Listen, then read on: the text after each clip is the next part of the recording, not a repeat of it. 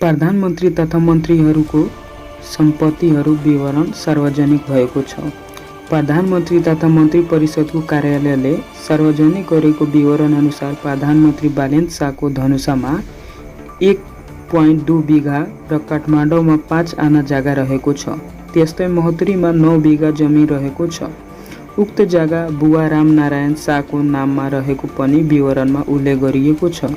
त्यस्तै पैतृक सम्पत्तिबाट प्राप्त भनेर पत्नी सबिना काफ्लेको नाममा 190 तोला सुन चाँदी देखाइएको छ। त्यस्तै बैंकमा प्रधानमन्त्री शाहको खातामा 1 करोड 46 लाख रुपैयाँ बचत रहेको छ।